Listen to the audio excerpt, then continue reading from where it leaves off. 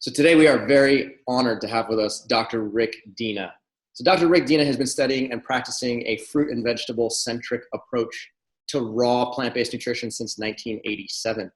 He worked at the Hippocrates Health Institute and for the Juice Man before entering Life Chiropractic College in 1993. And he practiced at True North Health Center from 1997 until 2001, helping patients recover from a whole host of chronic diseases, including high blood pressure, high cholesterol, diabetes, autoimmune diseases, and other nutritionally related health challenges. And he helped patients understand how to solve those problems using both fasting and whole food plant-based nutrition. After teaching at Bastyr University in the naturopathic medicine program, Dr. Rick Dina maintained a private chiropractic and nutrition practice from 2003 to 2008 in Northern California with his wife, Dr. Karen Dina.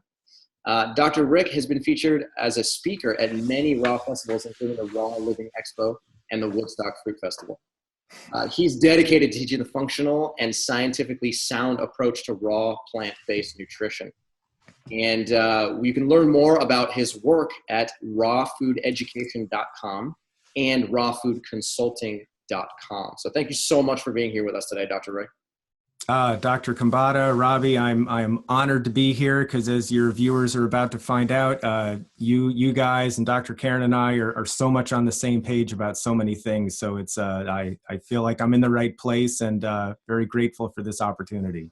Fantastic, fantastic. So let's start at the top here. You've been educating people about the benefits of a raw food diet for many years now, or I should say a raw food lifestyle for many years. Can you give our viewers and listeners just a little bit of insight into what are the benefits of eating a diet that contains a high proportion of raw food, especially for our viewers living with all forms of diabetes? Got it. So, so I'm glad you said a fruit and vegetable centered high raw food diet, because there are a lot of people out there who are largely to mostly raw who aren't necessarily eating the healthiest diet. And kind of the bottom line of that is they go with the gourmet foods, which are a bit healthier than conventional foods. So they're maybe a good place to start, but they're not the place to stay if optimal health is your goal. So when it's fruit and vegetable based and everything's pretty clean, like we all teach, there's some objective and there's some subjective benefits. So starting with the objective, blood sugar numbers improve. The lipid profiles typically improve along with that. Elevated cholesterol drops, HDL and LDL improve. HDL goes up, LDL goes down. The total to HDL ratio, the LDL to HDL ratio, those improve, they go down. You see fewer of the inflammatory indicators, things like fibrinogen and other things decrease because the inflammation is a component in vascular disease, things like heart attacks and strokes and angina and other issues. Also, then you can get even fancier these days where you can look at the LDL, the so-called bad cholesterol. Not all of it's bad. Some of it's actually protective and some of it isn't good, is actually bad. But you can figure that out by looking at the LDL particle sizes and particle counts, and those tend to improve also. So there's a lot of objective measurements that people can see in black and white on their lab work that tell them that their body's biochemistry is getting healthier, and that's really great to see. Then subjectively, most people find that they feel more energetic, they feel lighter, they feel stronger, they notice that their athletic performance improves, their recovery times after workouts are shorter, they have a greater sense of mental clarity. A lot of people notice that their intellect is sharper, and they just have an overall greater sense of well-being. And when those things happen, it's nice when the lab work is there to support that and validate that. But even without the lab work, when you eat a different way and you feel so much better, that in and of itself is a huge selling point.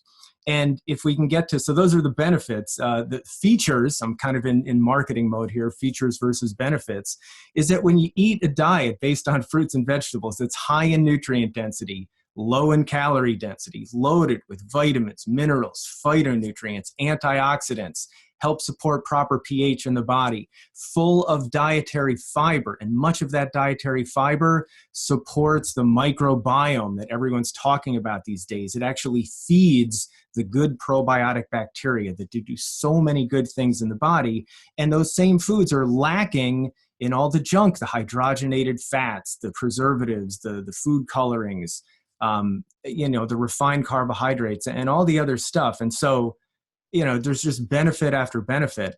And one quick thing I want to mention, that when people go on a whole natural plant food diet that's, say, more starch-centered and more cooked, things like some of the things I mentioned, blood sugar, lipid profiles, blood pressure, I forgot to mention earlier, those things actually look pretty similar, like a more cooked whole food diet versus a raw whole food diet, that they actually look kind of similar on lab work. But it's the subjective component that most people notice when they eat more raw and less cooked, that they just feel so much better and so much more clear, that keeps them going. And some of the mistake, if I may just keep on my diatribe for a moment, one of the mistakes that I think some clinicians make is they look at raw food results and they look at cooked food results, and on paper they look similar. So then they say, therefore, there's no difference. And for most of us who have really given raw food a fair shot and have done it appropriately, the subjective differences are really significant.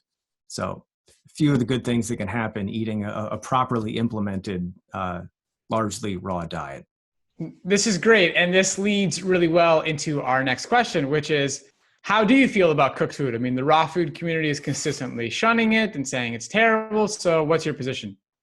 All right. Well, at the risk of sounding hypocritical compared to what I just said, I've been eating a predominantly, but not exclusively, raw food diet for about 30 years now. And on the average, I eat about 90% of my calories from raw food, and that's fruit and vegetables centered. There is some cooked food in there. So there's some steamed vegetables. Occasionally there's some, brown rice or beans or something like that. But probably most of the cooked food that I consume comes from steamed vegetables. And part of the reason for that is just that steamed vegetables are great. They're almost as good as raw vegetables. You lose a little bit of nutrients, but they're still really high in nutrient density. And vegetables are just so incredibly important in people's diets. I know there's a tendency on high fruit diets to just eat really heavily fruit and not enough vegetables. And what we see over time is people tend to get like spacey and scattered. And most notably, they have a lot of teeth and gum problems because they're lacking in some key minerals that vegetables provide in more abundance than fruit does. So fruit's nearly perfect, but you need enough vegetables in there to really complement it, to make sure you're really nutritionally complete. And in my opinion, steamed vegetables can really help do that. And when people say cooked food, there is just such a gigantic distinction between the huge range of what constitutes cooked food. So let's see if I can see if this is the healthy end of the spectrum, and we've got some steamed kale here. That's like way at the healthy end of the spectrum. And then over here, we've got like, ice cream, deep fried and hydrogenated oil. So both are cooked, right? One is incredibly unhealthy and one is extremely healthy. So at the real healthy end of the cooked range, we have those steamed vegetables, especially greens. And again, if that can help people get more vegetables in, I'm totally all for it. And some of the things that happens is people will, be eating all raw for a while, and then they'll go out like I've done in the past, and they'll go to an Indian restaurant and they'll eat stuff that's all salty and spicy and oily, and they'll feel horrible the next day. And they'll say, oh, the cooked food made them feel terrible. And that's true. But if they, instead of doing that, they had added a little bit of steamed kale to their salad in the evening, they wouldn't wake up feeling horrible the next day. They'd probably still feel really good. So it's just important to not lump all cooked food together. Just like it's important not to lump all raw food together. Lettuce, bananas, all the stuff you have in the background there, Robbie. I'm jealous of your awesome background. That's a far cry from a nut loaf with a coconut ball with agave to complement for dessert after your nut loaf with, Bragg liquid aminos and oil and the dehydrated stuff. I mean, I'd eat steamed vegetables over that gourmet raw stuff any day. So just another little tidbit there. So not all cooked food is so horrible, but if you're thriving eating 100% raw and you're feeling great, your lab work looks good, and you're getting all the minerals you need, don't let me talk you out of that. But if a little bit of healthy cooked food works into your diet and you're eating largely raw and you're feeling good and everything's good that way, I'm okay with that also. Terrific. Okay. So you are an expert on essential fatty acids. So we're really excited to be talking to you about that today. So can you just lay some fundamental education on this topic, and then we'll get into the details? Well, very kind of you calling me an expert. It's one of those classic things where the more you learn and the more you know, the more you realize how much you don't know. So I'm not so sure if I'm an expert, but it is a subject I've been enthused about for some time. And maybe I have a little bit of expertise about some of it. So yeah, I'm happy to share some of that. So first of all, an essential nutrient, to call something essential, there's two things that you need to qualify for that.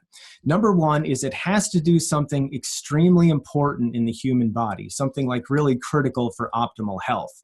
And number two, it has to be something that your body cannot produce by itself, or it can't produce from another precursor that you bring in. So we've heard about, essential nutrients like vitamin C, for example. It's incredibly important stuff for teeth and gum and collagen production and keeping our blood vessels healthy, but our bodies don't make it. Interestingly enough, we're one of the few species that don't make their own vitamin C. It's like us, a few other related primates, bats, some certain category of fish called teleost fish. We all don't make vitamin C, but alligators, giraffes, deer, tigers, they all make their own vitamin C. So it's essential for us. It's not essential for them. So we've all probably heard about essential amino acids. We have to eat those because our body doesn't make them. And if you're lacking in any one of those amino acids, when your body's building proteins, putting chains of amino acids together, if one's missing, can't make that protein. Kind of like if one digit's missing out of the password to get into your email or something, you can't get in. So anyway, now that we know what essential is, there are two fatty acids, and fatty acids are the building blocks of fats that are essential, that are really important, but our body doesn't make. One of them is an omega-3 fat known as alpha-linolenic acid, and the other one is an omega-6 fat known as linoleic acid. Most of the time we hear about the benefits of omega-3s because they are incredibly important. And, people think we need to eat large quantities of cold water fish. And if we're not doing that, lots of flax seeds and chia seeds and all that kind of stuff. And, I'm not against some of those things, but here's the really good news. I've analyzed lots of diets like yours, Robbie. You're the poster boy here for all the good fruit there. And when people eat diets based on fruits and vegetables, especially when there is a significant quantity of leafy greens in there, and I mean 100 calories or so worth per day of leafy greens, and maybe another 100 calories worth of other vegetables, and the rest fruit. People can actually get enough of their essential fats just by doing that. So how much of those do we need? The dietary reference intake put out by the Institute of Medicine, a division of the National Institutes of Health in the United States, says for omega-3 fats, women need about 1.1 grams per day and men need about 1.6 grams per day. I encourage people to shoot for about 2 grams per day.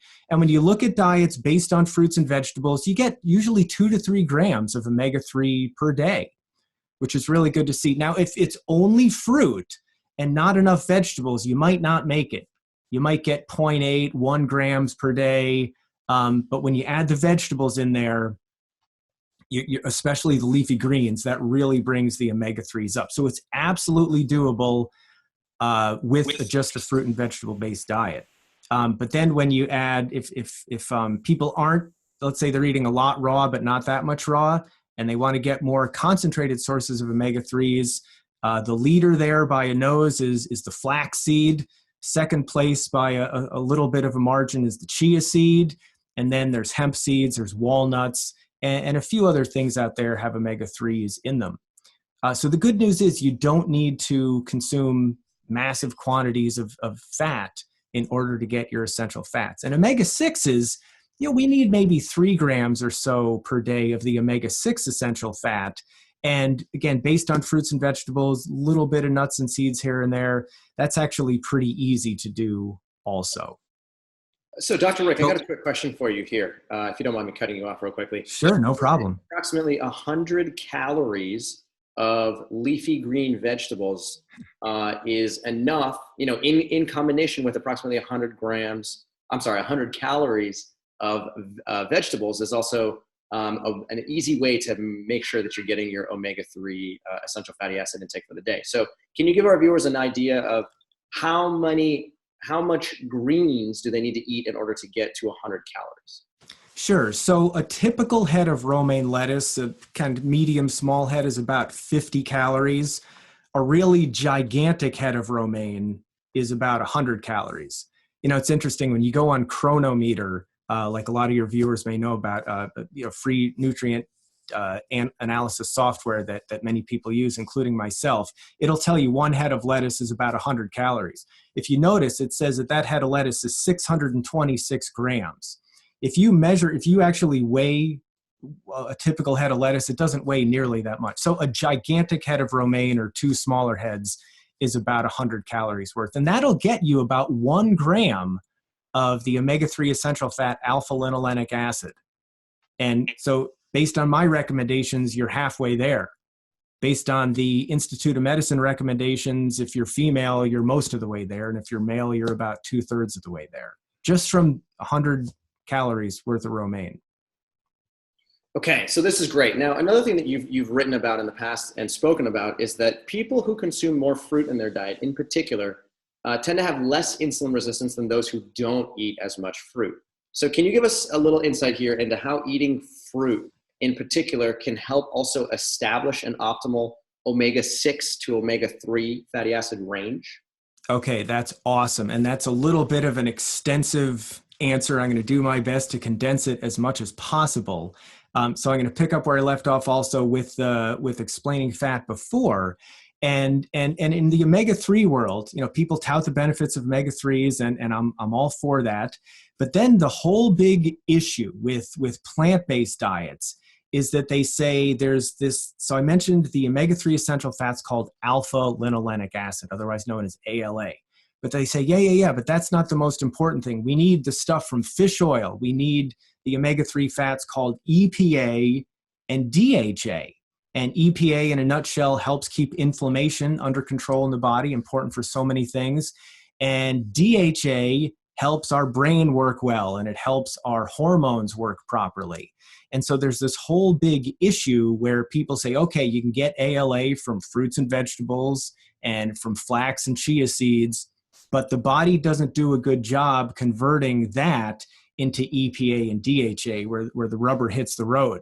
And so as far as that goes, which also directly relates to fatty acid balance and helping your blood sugar work right because of the insulin receptor, there have been a lot of studies where they have looked at people living in the modern world, near major universities where they do these studies, and they have given them some extra ALA, and then they've measured them for DHA levels a little later on to try to see of that ALA, how much in the body got converted into the good stuff, into EPA and DHA. And EPA always seems to be no problem. There's plenty of EPA there, but a lot of studies have shown the body doesn't make much DHA. So therefore, they consider DHA to be an essential fat. Like our body can't make much of it, so it's essential. So we need fish or maybe special types of algae. And what's interesting, and I know Robbie loves this analogy, is that is the body takes the omega-3 essential fat and it converts it to the other members of the omega-3 family. with omega-6 fats. We said you can get enough of those from fruits and vegetables, but omega-6 fats are found in overabundance in corn, cottonseed, and in soybean oil. And any processed food just about is going to have an overabundance of those oils in there. So most people in the world are eating way more omega-6s compared to omega-3s. And so what happens is the same set of enzymes that does the omega-3 converting also does the omega-6 converting. So when you eat a lot of omega-6s, which most people in these studies do, those enzymes are so busy working on the omega-6s that it inhibits the omega-3 conversion because they're occupied elsewhere. So therefore, their conclusion is nobody converts omega-3s well. Well, I got fascinated by this idea years ago, and I thought to myself, well, at least in theory, if you didn't eat too many omega-6s and you ate enough omega-3s, your body should do that conversion really well. So first person I tested, this was back in 2006, was my wife, and her levels of DHA were solid. I'm like, man, that's cool. I tested myself next, and my levels were solid. I'm thinking, I think my brain works pretty well, and my insulin receptor works well and all. I was happy to see I had enough DHA. And then the first actual outside patient I tested was your co-host here, Robbie. We knew a mutual friend, and Robbie was new on his, and new and enthused about his low-fat, raw vegan diet, wanted to make sure all his bases were covered. So I sent him the testing kit. He went to the lab. We got some results, and his profile was awesome. He was actually quite a bit higher in DHA than I was. And I was like, man, I'm not used to being outdone when it comes to raw vegan nutrition. And this guy cranks. So I had some respect for him early on. And so again, that's part of why I'm really happy to be here like a decade later with you guys. And then Robbie shared with me recently that he got a test just recently and switched to another company that I've been using for the last 3 or 4 years now also. They make it really easy. You get a take-home kit, you prick your finger, you put some samples of blood on a card, you mail it back to them in their prepaid envelope, and you get the results in a little while. And actually, let's see if I can figure out the technology in there. We want to actually show Robbie's results here to help answer your question. So let's see. So here we go. And I'm going to make this full screen. And so there we've got Robbie. And can you guys see my my cursor circling Robbie's name? Yep, looks great. Okay, awesome. So there's a lot to look at here, but we're just going to do really quickly. We're going to take a look. And excuse me if I'm not looking right at the camera. I'm looking over at my screen. My camera's off to the side. So here's this stuff called ALA, the omega-3 essential fat. Our body cannot make it. We absolutely need it. It's absolutely essential. Well, he's getting some of that from his greens and from his fruit and maybe a few chia seeds here and there. He's in good shape. So then the big question is, can the body make this stuff EPA and this stuff DHA out of this stuff ALA? And they don't give you a reference range here because it depends. But in my book, greater than about 2 or so % of your fatty acids in your cell membranes we're looking at here, not just floating in your blood. Greater than about 2% is pretty solid for DHA. Robbie's at just about 4%. So that's awesome. And since I've tested Robbie, I didn't do this test. He did this test on his own, and this is recent. Since I've tested Robbie, I've had like 30 or 35 additional tests that I've done over the years as part of my consulting practice on people who are on a raw vegan diet. And out of 35 people, about 30 of them have excellent profiles. And the ones that don't have such good profiles, they're eating too many omega-6s. And so the question is, if DHA is in Robbie's cells here, but he doesn't have an outside source, how did it get there? And the answer is, it converted from ALA into DHA. And so my wife, myself, Robbie, I was starting to get the idea. And then, 30 or so more people years later, and we keep seeing the same thing over and over. And in our Mastering Raw Food Nutrition curriculum, I show all those case histories with the names removed.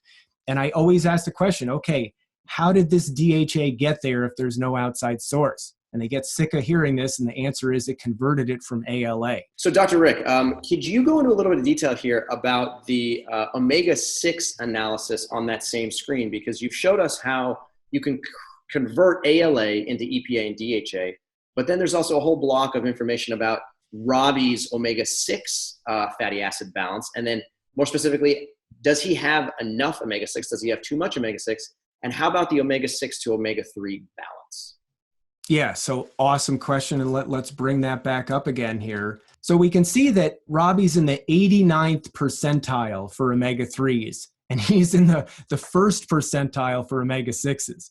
So, and this is actually good. So compared to the average junk food eating, oil guzzling, even though they're not guzzling it, they're guzzling oil in the form of the processed foods that they're eating that are high in corn, cottonseed, and soybean oil. Compared to those people, Robbie's way higher in omega-3s and way lower in omega-6s. Now, is this enough omega-6? Even though he's below the reference range, it's enough. He's not suffering from various issues related to omega-6 deficiency, which a lot of them are the same as omega-3 deficiency.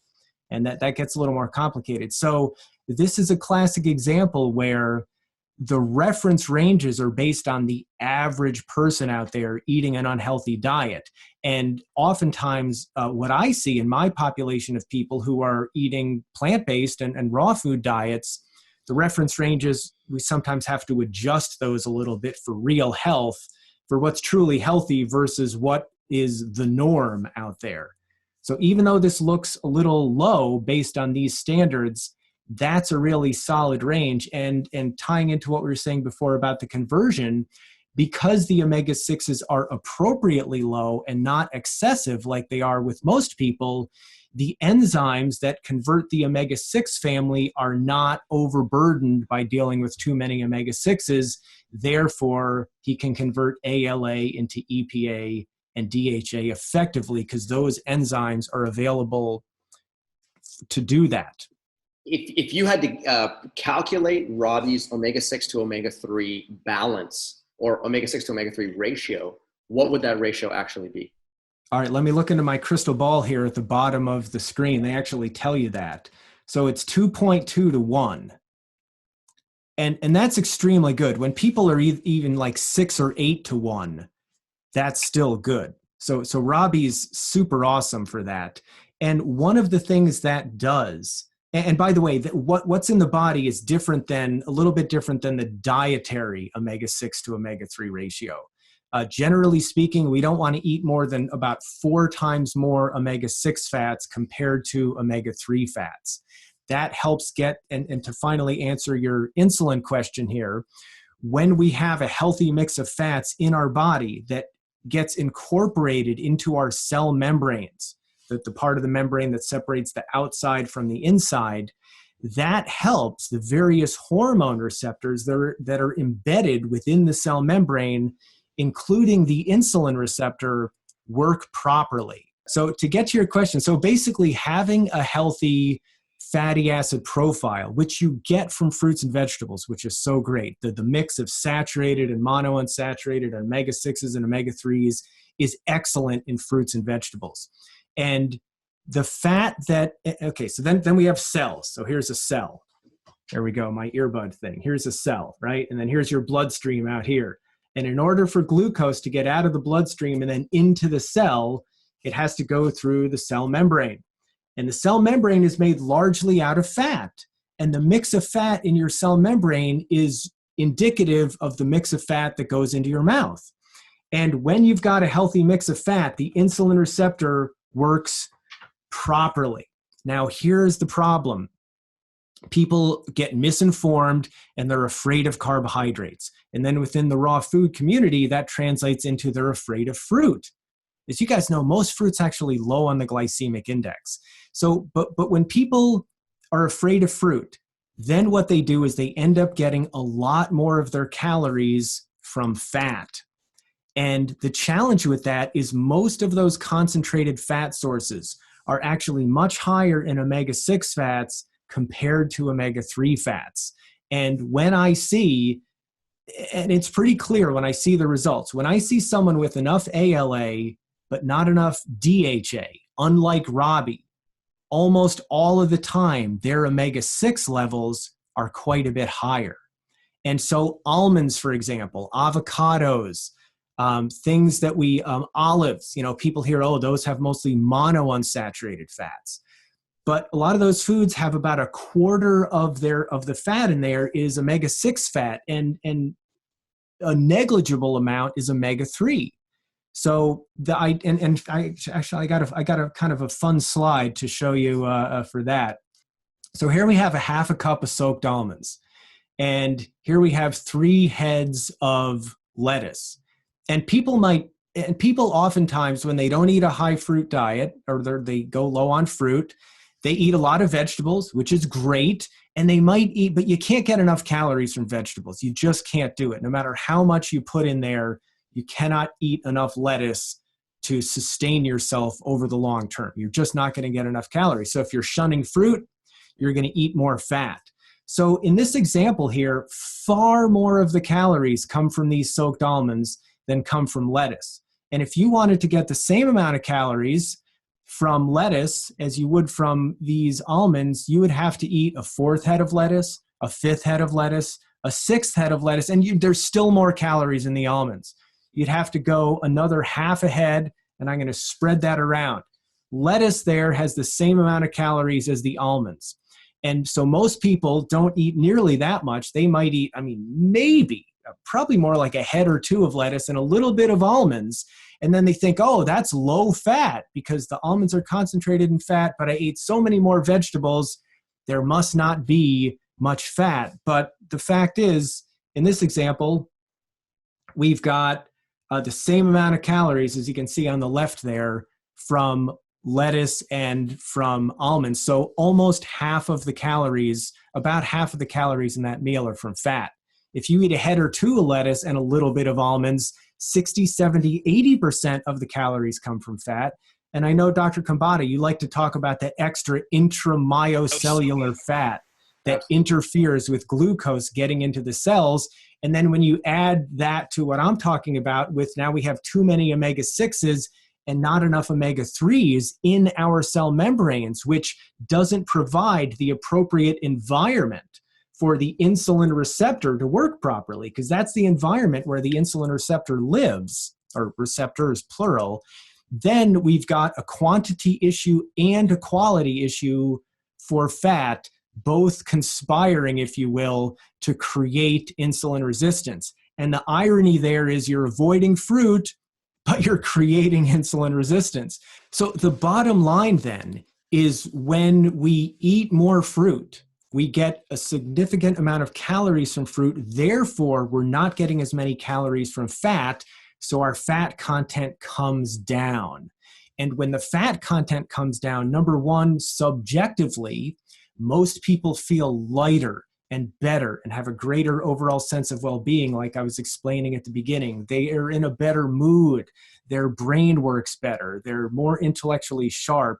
And so that all happens. And then in addition to that, because we lower the fat content and improve the fatty acid profile, we help the insulin receptor function properly, because the insulin receptor lives within the cell membrane, which is made out of fatty acids. And when you provide the right environment for the insulin receptor, it works properly, and therefore it can easily handle the healthy carbohydrates coming in from fruit. And so when fruit intake goes up, blood sugar level actually comes down. And I've seen that over and over and over again. And Robbie and Cyrus, you guys have seen that more than me. And it sounds backwards to most people, but when we start to understand some of the inner workings of the physiology, it actually occurs. And that's such good news, because fruit's delicious, it's easy to digest, it's super nutritious, and you can include an abundance of it in your diet and still dramatically improve your blood sugar profile and so many other things at the same time. Okay, so you've talked about the importance of vegetables and including a lot of those in your diet. And you and your wife do amazing education on really helping people actually implement this information to experience it in their own body. So I'd like to get into some of that with you. What tips do you have for helping people eat more vegetables in their diet? Yeah, so first of all, Just eating them, I mean, not everyone in the world is going to just sit down and eat a head of romaine. Some of us do that. If you eat bananas, one of the things I like to do, I've been doing for years, is make banana sandwiches. I'll take half a ripe banana like you've got there. Most of yours are getting pretty close to ripe enough there with the spots on them. You stick it in a big head of romaine, you fold it over, you smush it down, and you eat it like that.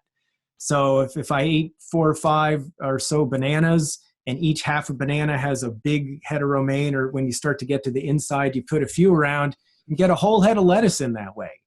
So there you go. You got a gram of omega-3 that way, or, depending how big the lettuce is. So eating vegetables obviously is helpful. If you have salad dressings that you really enjoy, that will help you eat more salads and eat vegetables that way. So that's really helpful. Now, not everyone is as enthused as, say, we all are about eating the massive quantities of vegetables that are really ideal for optimal health. So what other things can you do? You can blend some vegetables. So for example, if you chop up a salad with the S blade and a food processor, that can make it a little bit easier because you don't have to do so much chewing. If you're making a fruit-based smoothie, like a typical smoothie we'll eat in the day is some fresh oranges. When pomegranates are in season, we like pressing out some of the pomegranate juice and putting that in, a couple of fresh ripe bananas, and some frozen fruit like some organic mangoes or something like that. And if you throw a few leaves of kale or collards or even lettuce or something green in there, the fruit tastes so good that the smoothie is still sweet and delicious, but you can get a significant amount of greens in that way and hardly even notice, other than your smoothie will look green. So blending is a really good way. Juicing, if you're so inclined, is a great way to get some concentrated greens in there. You don't want to just make straight kale juice. It's too potent. But if you mixed some kale, like let's say a head of kale, in with a cucumber and half a head of celery and maybe 4 or 5 or 6 carrots, now you've got something that's deep green on the one hand, but because you've diluted it with the celery and the cucumber and added some sweetness from the carrot, it's delicious, but it's not too sweet like straight carrot juice because you have all the other vegetables in there. So juicing can be really helpful. And going back to what I was saying in the beginning, I think steaming greens can be really helpful as well. If we look at the classic example of broccoli, kind of an extreme example, because raw broccoli is tough to eat. I might get through a half a head of raw broccoli and, I've about had it. It's kind of chalky and whatnot. But I could easily eat 2 full heads of steamed broccoli. And so I might lose a little bit of nutrients from the steaming. And my wife's the expert in that part of our curriculum. So you do lose a little bit of nutrition. But if you eat 4 times more steamed broccoli compared to raw broccoli, you come out way ahead nutrition-wise. So find dressings that you like and ways to eat greens directly, and then blending, juicing, and steaming are other ways to get more vegetables in there. And I would rather see somebody 90% raw and 10% steamed greens versus 100% raw and not eating enough vegetables and running into trouble down the road as a result. I love it. I love it. You're like a walking encyclopedia. That's what I love about it. You have an answer for everything, and it's very easy to understand. So this is phenomenal. Here's a question for you. What is the number one challenge that you see people face when it comes to a lifestyle change program? And what do you do to recommend overcoming this problem? Wow. I was talking to my wife about this last night, and we've got this whole big section for a few hours at the end of our curriculum on overcoming challenges and pitfalls in raw food nutrition. And I was trying to debate what's the number one challenge. And some of the contenders were fear of fruit, fear of carbohydrates. Another one was a fear of fat. Because not all, again, it's not just the quantity of fat, it's the quality, the profile of fat that matters.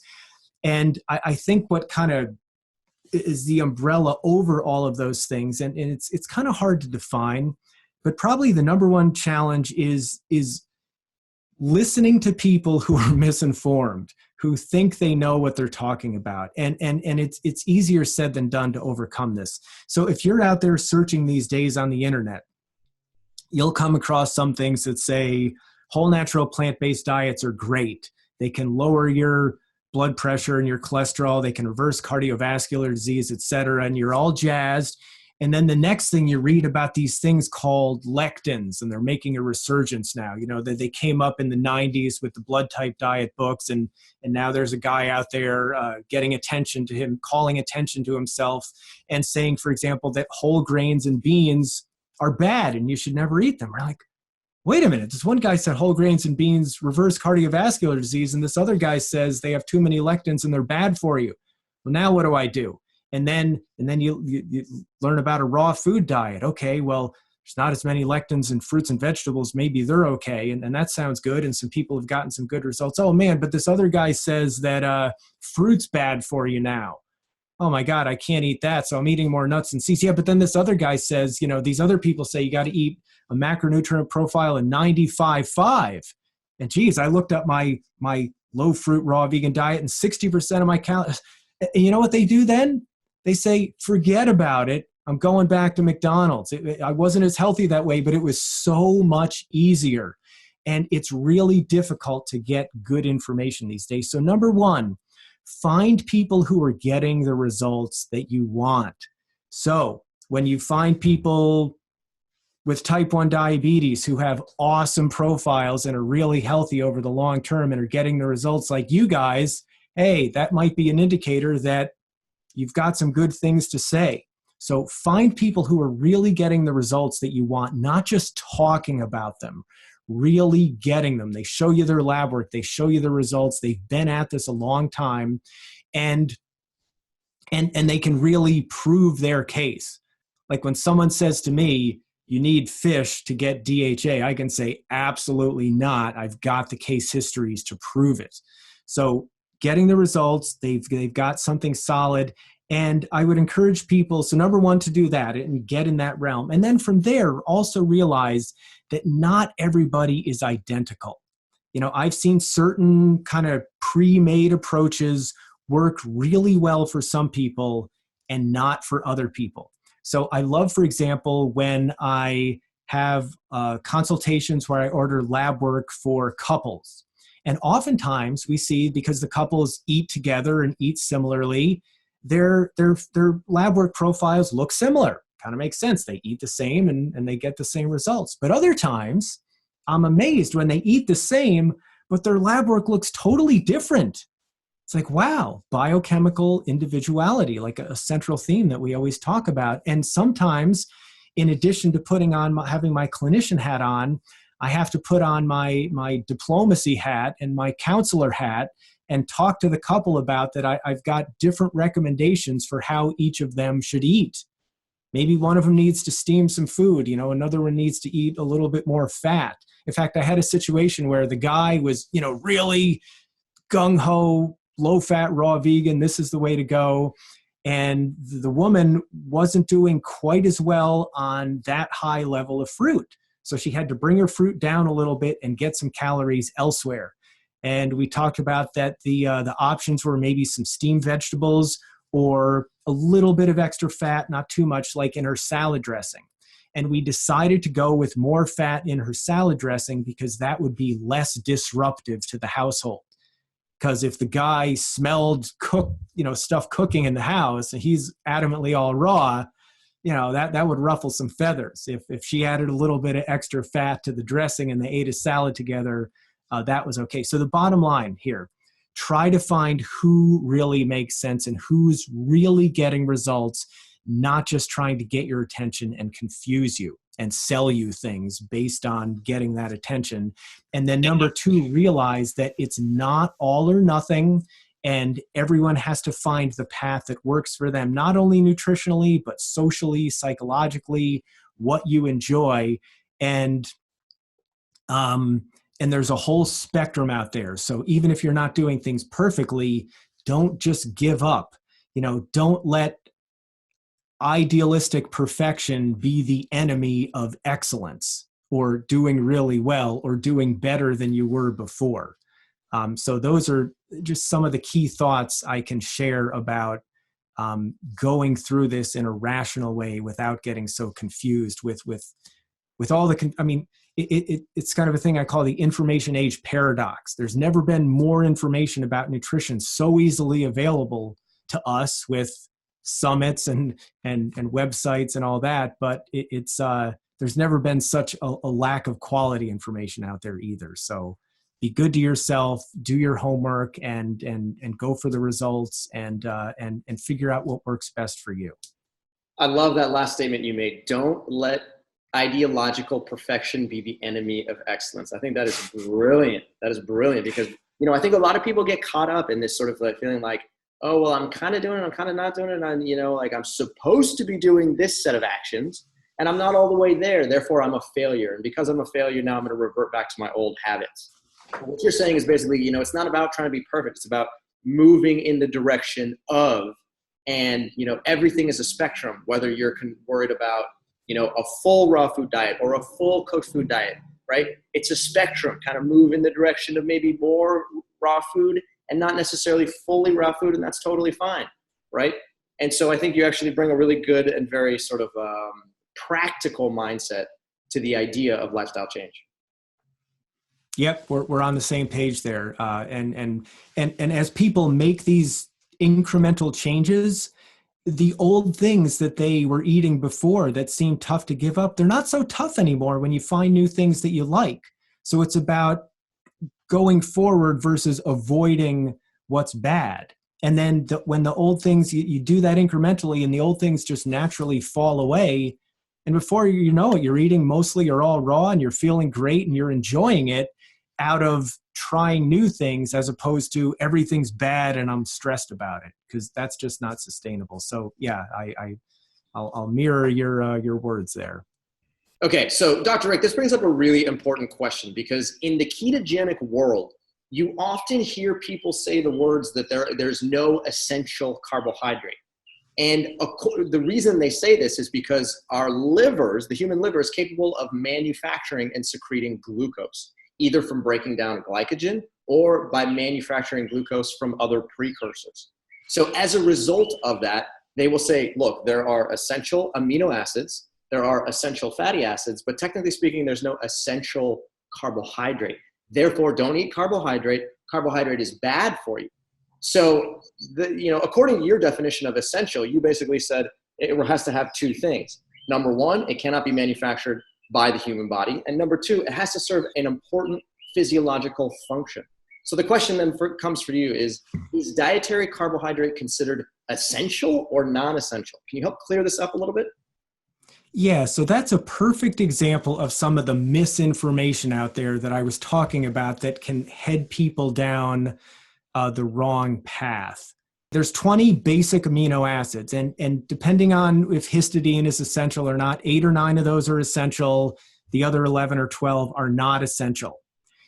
I do not know of any source of protein that only contains the essential amino acids and does not have the non-essential amino acids. So if their argument is carbohydrates are not essential, therefore they're bad for you, therefore you shouldn't eat them, that's a heck of a stretch. Then if you take that same logic, you would say the only protein you should ever eat is isolated protein supplements that only contain the essential amino acids and do not contain the non-essential amino acids, because real whole food protein sources contain non-essential amino acids. And if they're non-essential, then they must be bad for you, right? And you shouldn't eat them. How much sense does that make? You shouldn't eat flax seeds because they contain essential amino acids, but they also contain non-essential amino acids.